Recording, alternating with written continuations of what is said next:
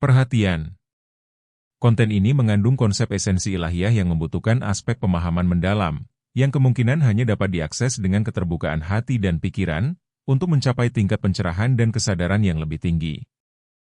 Assalamualaikum warahmatullahi wabarakatuh. Selamat sore, Rahayu, Pak Kojem. Rahayu, waalaikumsalam warahmatullahi wabarakatuh. Terima kasih sudah datang kembali ke Ngaji Roso. Kita akan belajar banyak hal, teman-teman semuanya. Pak Kojem, saya ingin langsung saja. Selama ini kan kita itu mendorong anak-anak muda untuk belajar ilmu keberlimpahan, menarik rezeki, terus kemudian afirmasi dan lain sebagainya gitu. Yang kita tahu memperluas wadah rezeki dan seterusnya itu kan sesuatu hal yang bagus gitu. Kita menarik, kita mengejar itu buat anak-anak muda kan sesuatu yang baik, yang membangun gitu. Cuman pertanyaannya, sampai kapan kita harus mengejar terus gitu? Sampai kapan kita harus kemudian melipat gandakan penghasilan terus gitu? Kalau kita tidak pernah tahu rasa cukup di dalam diri gitu. Karena orang kadang udah punya mobil 5, pengennya punya 6 dan seterusnya gitu, Pak Kojem. Nah, bicara tentang cukup, Pak Kojem, kan di dalam tradisi tasawuf kan ada yang namanya qanaah gitu. Nah, ini nih supaya imbang, Pak Kojem, biar kita nggak ngejar terus, nggak greedy, nggak kemerungsung terus, kita perlu diedukasi untuk punya skill merasa cukup. Monggo, Pak Kojem. Ya, terima kasih Mas Hendra.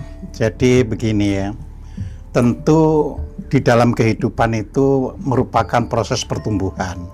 Ya, jadi ketika masih sekolah, harapannya kan menjadi orang yang pandai dan akhirnya bisa memiliki keterampilan untuk bisa memperoleh pekerjaan.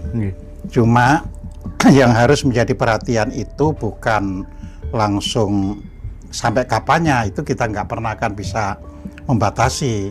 Yang harus kita kejar itu adalah tentunya adalah bagaimana kita bisa mengoptimalkan kerja kita. Ya, ini penting, ini mengoptimalkan kerja itu. Jadi tapi pikiran kita tetap dalam keadaan tenang, ya, dalam keadaan istilahnya itu terang, jadi tenang, terang, ya, sehingga bisa menghayati sebenarnya saya meraih sesuatu itu untuk apa dulu, ya. Misalkan ketika habis lulus bekerja, tentu saya bekerja seoptimal mungkin agar ada penghasilan untuk mencukupi kalau sudah berkeluarga, ya. Nah, jadi ini yang harus ditargetkan itu seperti itu. Kalau misalnya orang itu sudah bisa mencukupi untuk berkeluarga, seringkali ya, kalau sama-sama bisa menerima keadaan dengan tenang, maka apakah yang laki-laki mendapatkan istri atau yang perempuan mendapatkan suami, ini bisa untuk mendorong supaya keluarga itu bisa berkelimpahan dan tidak melalaikan anak-anak yang dilahirkan. Ya, seringkali generasi kita ini kan karena ditinggalkan oleh orang tuanya karena sama-sama mengejar secara material. Nah, disitulah suami istri itu harus membatasi diri. Ya, kira-kira nanti salah satu harus tetap bekerja, yang satu harus membina keluarga itu kira-kira setelah tercapai apa, misalnya bisa menyekolahkan anak tanpa ada hambatan, ya kan. Nah, kalau ini sudah bisa misalnya diperhitungkan, ya bisa orang itu misalnya salah satu saja yang bekerja, ya. Kalau di negara yang sudah maju, bukan pola barat ya, pola seperti Jepang, ya, intinya semuanya ditekankan kepada suami untuk mencukupi kehidupan keluarganya. Tapi kalau di kita pada umumnya secara upah atau secara gaji biasanya di awal-awal itu gaji seorang suami yang bekerja di perusahaan itu belum terlalu bisa mengcover untuk seluruh kebutuhan ini, ya, keluarganya, ya. Nah, makanya di zaman sekarang ini pada umumnya itu memang beda dengan zaman dulu. Sebenarnya pola begitu itu dari zaman dulu itu tetap, Mas, bahwa ketika menikah maka sang suami, ya, dengan apa yang ada itu bisa mengajak istrinya hidup bersama dengan baik, itu dari zaman dulu ada. Tetapi kan dulu biasanya orang tua kan mencarikan ya jodoh bahwa yang laki-laki harus sudah punya pegangan. Makanya selalu ada selisih umur.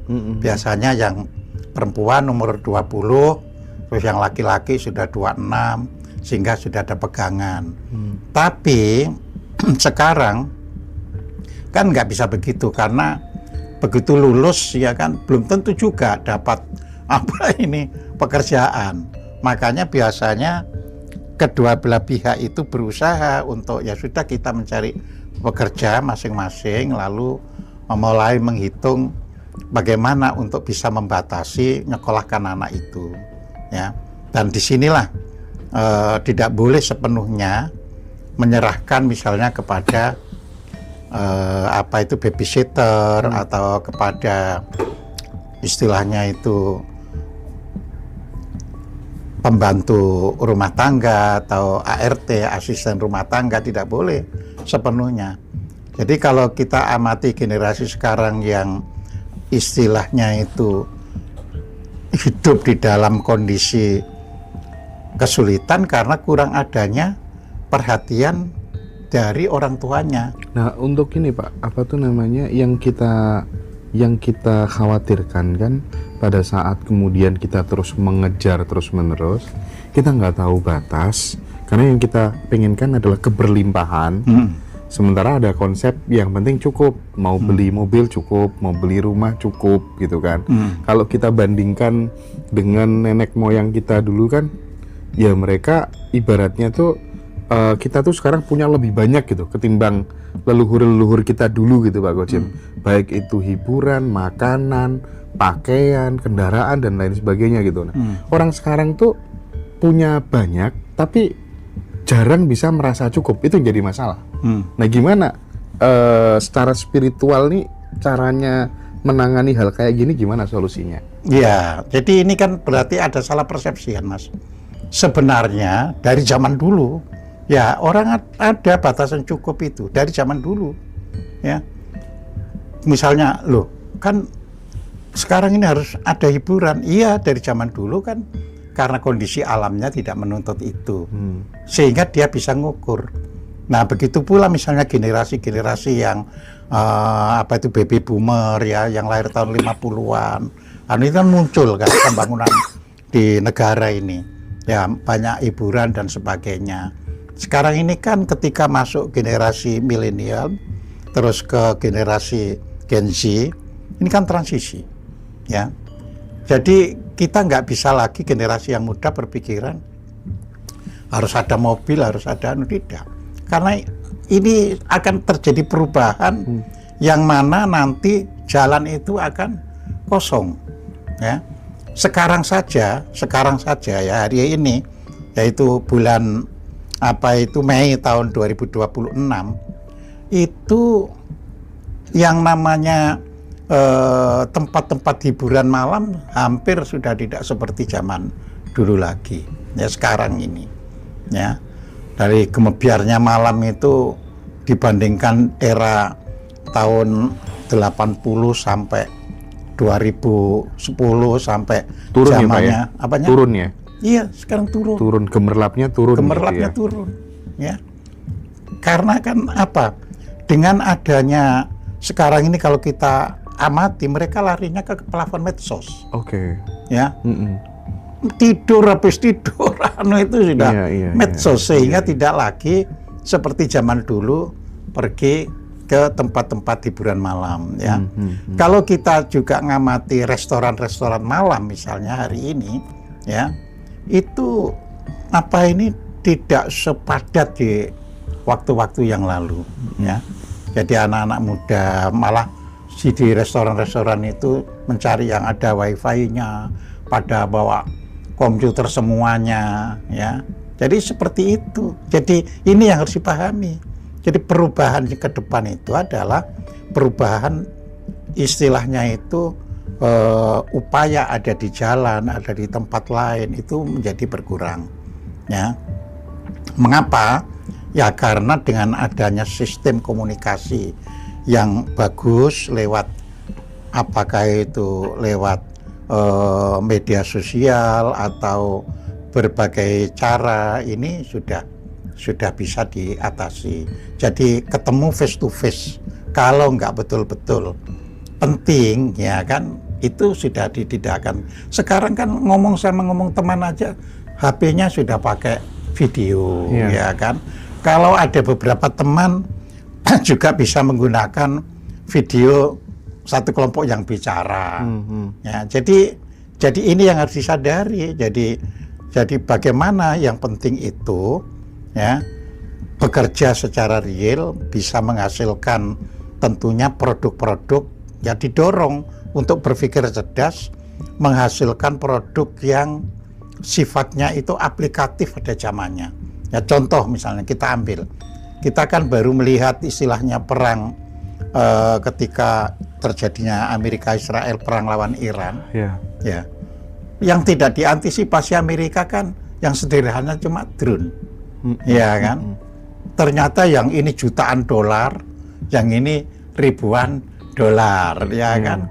Bisa. Nah, kita juga harus berpikir begitu. Anak-anak muda itu ada yang kelemahannya sekarang itu menggunakan platform medsos itu hanya untuk hiburan. Ya, ini kelemahan. Inilah yang harus kita dorong, jangan digunakan untuk hiburan. Jadi gadget dan sebagainya itu harus benar-benar digunakan untuk bisa menciptakan produktif. Ya. Produktif. Menghasilkan karya. Menghasilkan karya, ya.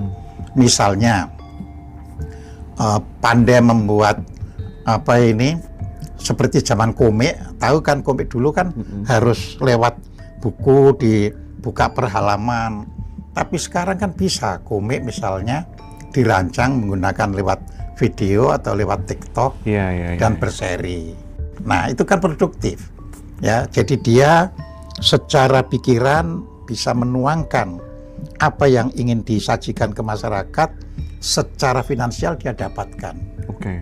Jadi itu kita harus merangsang ke sana. Jadi kita nggak akan bisa misalnya batasnya berapa, ya nggak bisa, hanya harus mengubah saja. Tapi kalau kemudian kita kadang yang kita alami di dalam diri gitu, kan di dalam tuh kayak ada keinginan yang nggak ada batasnya gitu, pengen naik level terus gitu. Nah, itu tuh untuk membedakan antara mana yang nafs, ya, atau kemudian yang roh yang ingin terus bertumbuh, atau nafs yang pengen banyak aja. Itu maksudnya, esensinya di situ, Pak Khodjim. Iya, jadi kan gini, Mas Hendra, ya. Ini kan transisi. Namanya transisi itu ada generasi yang masih belum bisa keluar dari kotaknya. Ya. Jadi kotak generasinya maksudnya, ya, dia masih terkungkung sehingga nggak bisa memberikan batasan buat dirinya.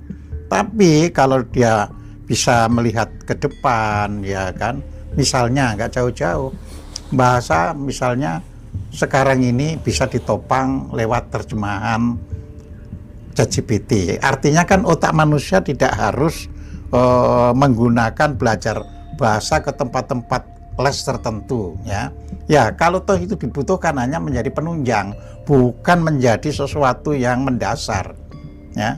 Karena itu, ya, tata bahasa dengan baik itu lebih baik tata bahasanya ChatGPT daripada kita yang ngomong, kan gitu kan. Nah, jadi harus sudah diarahkan ke sana, dan kita tahu kan bahwa ke depan, ya, tentu kebutuhan untuk anak-anak masa depan, yaitu Gen Z, Gen Alpha dan seterusnya itu jelas berbeda dengan kebutuhan yang sekarang ini. Nah, tapi kalau masih menggunakan kotak sekarang dan kemarin, masih butuh kan mobil dan sebagainya, ya kan? Jadi ini kan bisa kita amati. Nah, mobil pun ke depan kan sudah semakin diarahkan ke bentuk hidrogen, ya kan?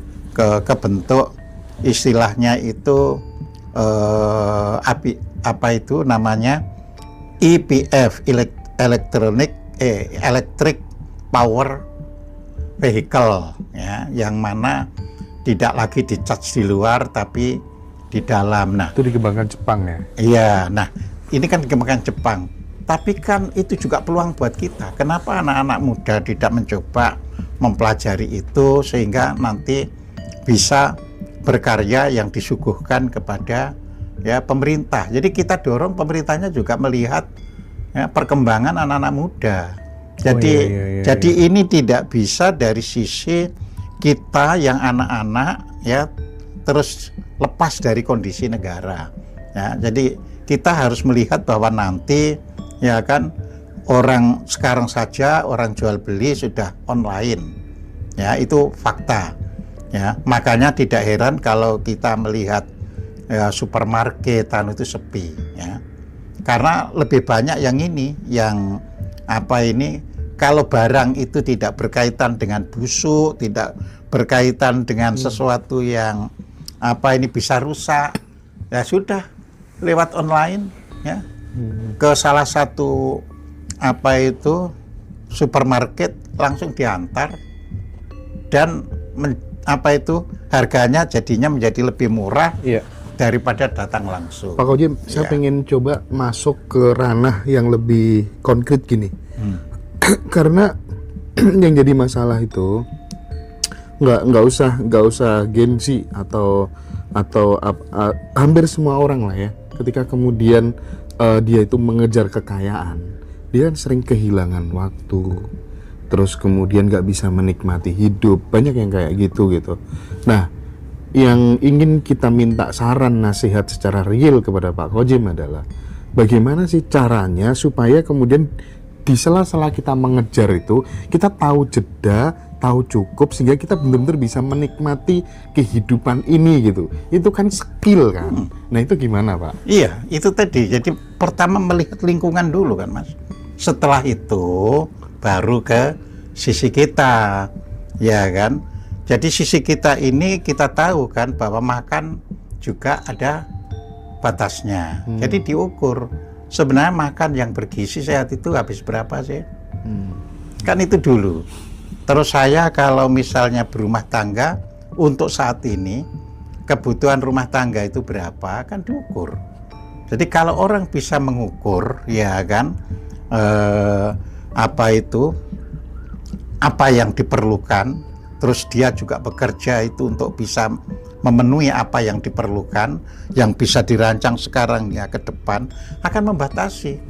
Ya, jadi misalnya saya itu dari awal dulu ya ketika masih bekerja saya nggak kepingin beli mobil karena sudah ada mobil dari kantor perusahaan. Tapi saya juga berpikir nanti kalau apa itu sudah pensiun dari perusahaan, saya kan nggak mungkin terus ada mobil dari perusahaan, harus beli sendiri. Nah, di situ bekerja mulai dihitung berapa yang harus ditabung. Ya, nah orang menabung bisa menggunakan sekarang ini ya. Saya ada kok lihat anak-anak muda yang sudah terampil itu ada yang dirupakan perak, ada yang dirupakan emas, ada yang dirupakan dolar dan sebagainya. Jadi dia tidak lagi mengumbar keinginan, ya. Masalah makanan apapun juga bisa lewat pesanan, ya. Saya di Surabaya berada di hotel, pesan rujak cingur bisa datang dalam waktu yang relatif singkat. Ya. Nah, jadi di sini harus bisa ngeremnya itu adalah karena bisa memperhitungkan apa yang dibutuhkan. Orang kan nggak bisa lagi seperti zaman dulu kaya pamer. Masa sekarang itu apa ya, perasaan hedon itu sudah menurun. Makanya yang hedon ini kan orang-orang tua yang korupsi itu. Karena apa? Karena dia bingung untuk menaruh uangnya, ya. Jadi menjadi hedonis. Karena nanti kalau ditaruh di bank ketahuan ini itu. Nah, jadi dibuat hedon ya kan. Terus terlalu flexing sekarang diamati orang. Iya, pajak Pak.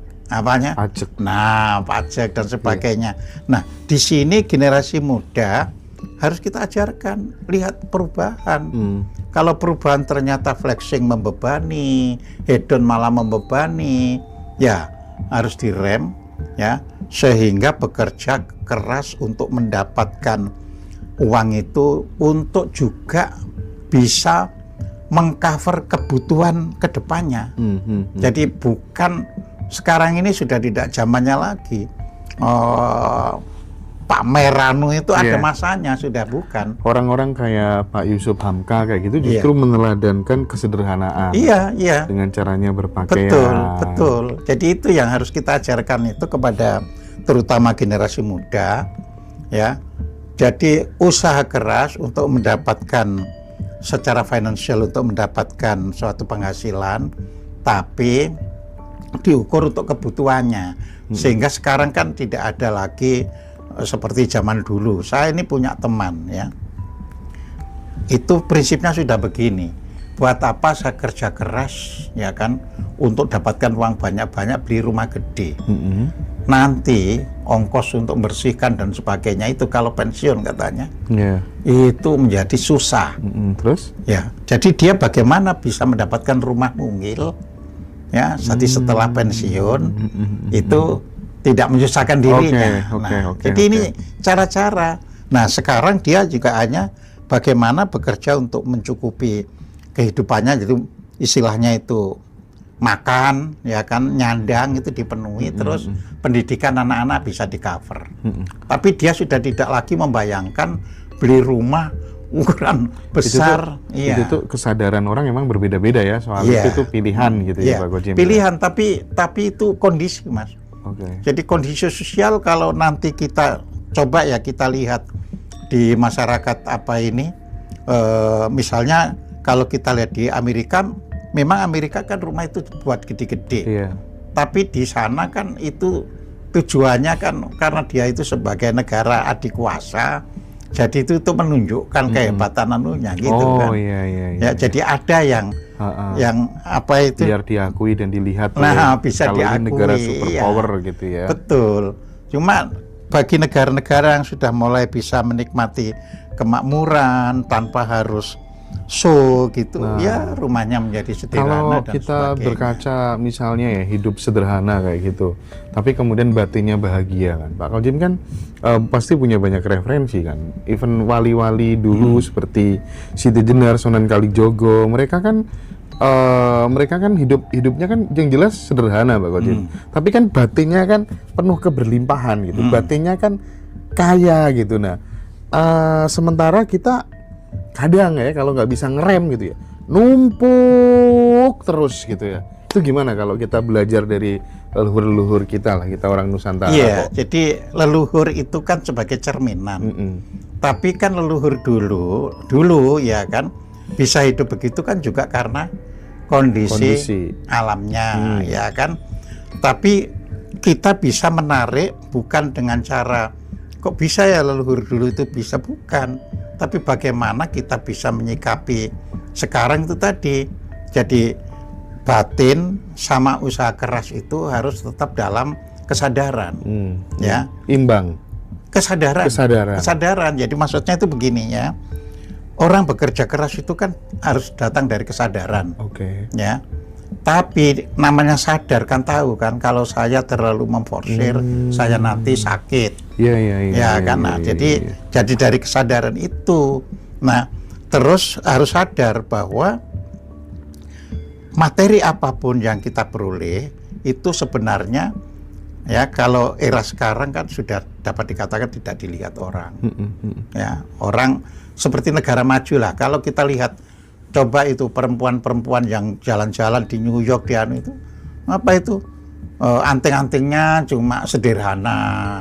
Ya kan kalau dulu sampai dikenal Mas Kemerompiong ya kan. Sekarang udah enggak ini Pak kayak gitu sekarang ya. Kan enggak. Nanti bangsa kita pun berjalan ke sana. Sebab kalau tidak mengarah ke sana, ya itu akan kesulitan sendiri.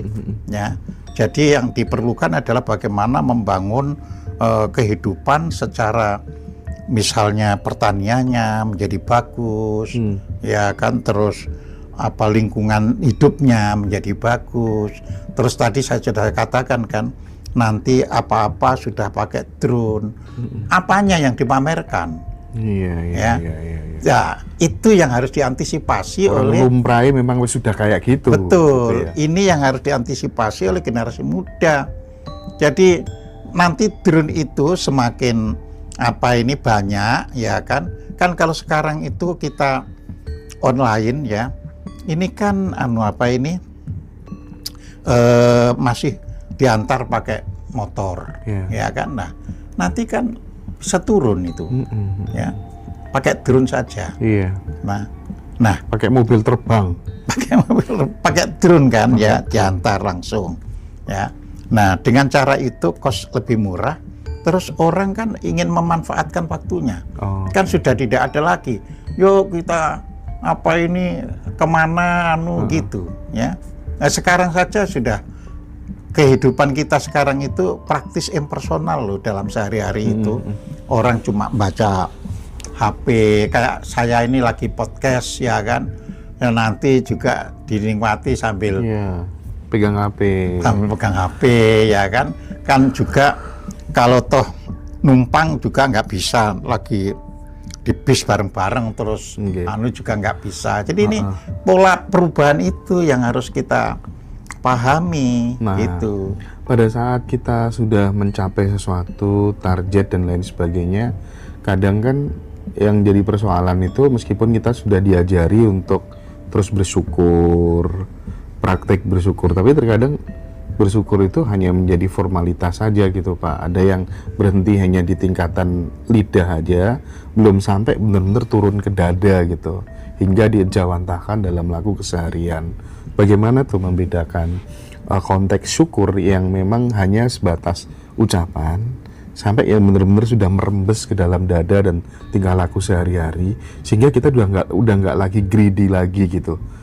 Tahu waktu, punya kesadaran kapan harus ngejar lagi, kapan harus berhenti, menikmati hasil. Itu gimana? Iya, tentu bukan hanya satu kotak, Mas. Ya, ada kotak perorangan, ada kotak sosial, ya.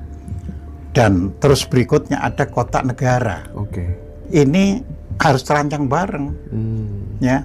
Kalau ini tidak dirancang, hanya menggantungkan kotak perorangannya, nggak akan bisa, ya. Jadi perorangan ya. Memang syukur itu kan bukan pada ucapan kalau sekarang itu. Kalau sekarang loh ya. Jadi setiap hari kita ini, ketika pagi hari kita bisa menikmati, saya bersyukur kepada yang menciptakan aku karena masih diberi kesempatan hidup.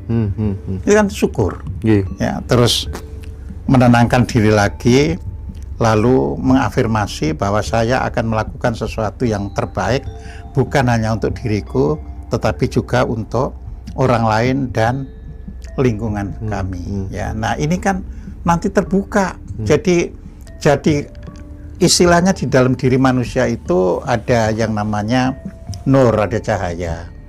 Cuma ini kan selalu tertutupi oleh berbagai macam keinginan. Nah, ketika keinginan ini menutupi ya dengan sendirinya, seolah-olah tidak ada jalan. Tapi begitu ini sudah terbuka, begitu ngafirmasi, saya akan melakukan sesuatu yang terbaik, ya, supaya ini baik bagi diriku, baik bagi keluarga, baik bagi orang-orang, baik bagi lingkungan. Nanti ada saja jalan untuk muncul itu di dalam diri manusia itu. Jadi kita ini tidak bisa maju ya sebagai bangsa sekarang ini aja, ya karena kita menutupi diri kita. Ya contohnya, ya kan, kita semua setuju kan bahwa tahun 2045 itu sebagai negara maju, ya semua setuju. Tapi kan ini belum dibuat sistem ya dari yang kotak pribadi, kotak sosial, sama kotak negara. Bagaimana wong ini nggak nyambung terus mau 2045 ini apa itu bisa maju. Kalau untuk maju kan kotak negara harus menyiapkan bahwa pendidikan itu gratis, ya, sehingga orang tidak lagi mencari duit untuk pendidikan, ya kan? Terus sosial, ya, berarti menyiapkan lingkungannya, ya. Untuk maju berarti ada tatanan sosial, misalnya, ya, pemberantasan korupsi semakin intensif, ya kan? Tidak ada lagi suap menyuap, yang ada adalah merit system. Orang benar-benar, ya, untuk bisa bekerja itu bukan sekedar punya ijazah, tetapi bagaimana ada ijazah yang disyaratkan, tetapi bagaimana ketika dia di tes dan di interview bisa nggak melakukan pekerjaan seperti itu. Nah, ini disiapkan. Kalau saya amati lewat medsos, ya kan, banyak, saya tidak mengatakan tidak ada anak muda, tapi banyak anak muda yang belum bisa untuk apa ini memanfaatkan kemampuan dalam kaitannya dengan lingkungannya, ya. Itu bisa kita baca kok, Mas, misalnya lewat sistem memberikan komen itu kan banyak yang apa ya istilahnya itu, kalau bahasa apa ini sederhana itu hanya sekedar cuitan, ya. Jadi tidak mencoba menanggapi apa yang dikatakan oleh orang yang sedang bicara, itu kan tidak. Ya, semuanya hanya ini. Nah, ini kan harus ditata. Bagaimana tatanan sosial, ya. Nah, maka di dalam kitab kuno makanya itu ada 5 tatanan, ya. Ya, yang pertama itu adalah prayoga. Jadi manusia itu harus dididik bisa, ya, apa itu mengikuti kepatutan-kepatutan yang ada. Kalau sekarang ini kan seperti nggak ada kepatutan, orang boleh apa saja sesukanya. Iya Pak. Ya kan? Bebas lah ya. Ya bebas, ya kan. Loh, bebas itu manusia memang harus bebas dalam pengertian merdeka, tapi harus dalam kepatutan. Nah, yang kedua, manusia itu juga harus bisa mengikuti tatanan sosial. Jadi itu pranata. Jadi hidup berdasarkan tatanan yang ada. Ya. Lah ini kan tatanan juga dilanggar dan sebagainya. Ya kan, coba orang misalnya lulus terus masuk, ya kan yang pentingnya ada saudara di sana atau ngasih duit sekian, ini kan tatanan dilanggar. Ya. Yang ketiga itu prasaja. Prasaja itu manusia tidak mengada-ngada. Prasojo. Prasojo itu pengertiannya bukan sederhana, tapi tidak mengada-ada. Ya, berbuat itu berdasarkan realitasnya. Ya, jadi bukan apa ini sederhana, misalnya nggak melarang kita berpakaian baik, ya kan? Tapi kan itu dilihat kemanfaatan, tidak dibuat-buat. Ya, di tatanan sosial ada kan ketika misalnya bertamu, ya tentunya harus kita sudah rapi, supaya menghargai tuan rumah, itu dalam konteks prasaja. Ya. Nah, terus ditingkatkan menjadi prasetya. Jadi belajar berbicara itu tidak diingkari di dalam prakteknya. Jadi apa yang dikatakan itu yang dilakukan. Nah, barulah terakhir itu prayitna. Jadi bagaimana ya waspada terhadap apa yang ada, ya kan. Nah, ini saja belum ada yang mempraktekkan. Ya. Jadi kalau kelima-limanya ini mulai dari prayoga, pranata, prasaja, ya, terus prasetya dan prayitna. Kalau ini dilakukan, ya, mulai anak-anak muda, ya bisa. Ya, jadi ini yang harus bisa kita berikan, dan mudah-mudahan kalangan atas yang mendengar ini bisa pegang konsep ini gitu. Ya. Wah, ini harusnya Menteri Kebudayaan sih yang mengeksplorasi hal ini. Mudah-mudahan ya Menteri Kebudayaan juga mendengar, PMK juga mendengar. Terakhir gitu. Pak, di sesi ini Pak, kalau di Jawa ada konsep namanya nerimo. Nah, nerimo ini kadang kan sering disalahartikan sebagai sesuatu yang dianggap pasif gitu Pak. Sebenarnya makna nerimo secara lebih dewasa, secara lebih aktif itu kira-kira gimana Pak Kojim? Ya gini ya, jadi kalau di dalam serat Widatama ya, itu narima itu tidak bisa dipisahkan dengan ya lilo dan legowo. Ya. Jadi narimo itu berarti menerima. Menerima itu bukan berarti kita itu pasrah apa yang ada kita terima, tidak.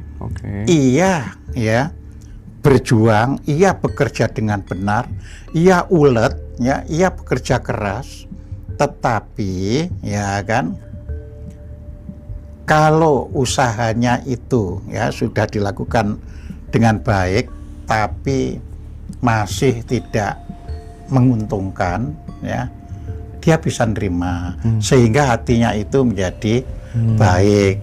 Ya kan banyak orang yang sudah bekerja keras nggak dapat apa-apa tuh mengeluh. Loh, wong sudah nggak dapat apa-apa malah ngeluh, kan tambah menderita. Double ya Pak ya. Iya. Nah, kemudian setelah menerima itu kan ada istilah lilo, ya. Ya, lilo ini bahasa Indonesianya tidak sama dengan rela. Bukan. Ya, bukan. Apa? Ya, lilo itu nggak ada padanannya, tapi saya akan terjemahkan saja. Orang yang lilo itu artinya, ya, begitu dia sudah usaha, tadi kan nerimo dulu kan, dia usaha, dia mendapatkan apapun ya dari pencapaiannya, dia tetap bahagia. Jadi dia tidak mengaitkan kebahagiaan hidupnya itu berkaitan dengan apa yang dia peroleh. Ya, ya kalau pada waktu itu hasilnya sedikit ya happy, ya masih istilahnya gini, masih untung lah, masih saya dapatkan, ya kan. Nah, di dalam kehidupan yang terakhir kan legowo, ini kan ada interaksi sosial, ya kan. Ya, interaksi sosial itu sering kan kita, karena dia begini, aku akibatnya begini, gitu kan. Ya sudah, kayak orang pilpres, orang pilkada dan sebagainya, berani, ya kan, menyatakan kalau misalnya dirinya itu tidak mendapatkan sesuatu yang diharapkan, ya saya legowo, nggak usah apa itu ngumpat yang memberi pekerjaan dan sebagainya. Nah, ini syarat ke depan, ya. Jadi narimo, lilo, legowo itu nggak bisa dipisahkan. Ya. Jadi narimo, sebagaimana yang saya sampaikan, bukan berserah diri, tetapi orang yang sudah berusaha, sudah ulet, sudah berupaya untuk mendapatkan, tetapi ia ya seandainya apa itu menderita kerugian dan sebagainya itu, ya itu konsekuensi hidup, jadi tidak perlu disesali, tapi dia nerimo. Ya. Terus dia berjuang lagi, ya kalau sekarang saya masih kalah, belum tentu kan besoknya kalah kan. Nah, itu nerimo. Jadi nerimo ini hanya sebagai konsekuensi, ya, jadi tidak dimasukkan ke hati kayak orang-orang negara maju kan begitu, ya, jadi berusaha terus untuk mencapai berikutnya, ya.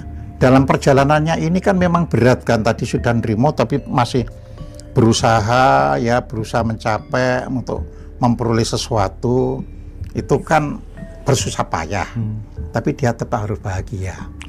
Jadi jangan sampai tuas, kan ada istilah gitu, tuas tak belani sampai begini, ya. Tidak ada seperti itu. Ya, saya sudah bekerja, saya sudah upaya sekuat mungkin, tapi saya tetap happy dengan apa yang saya lakukan.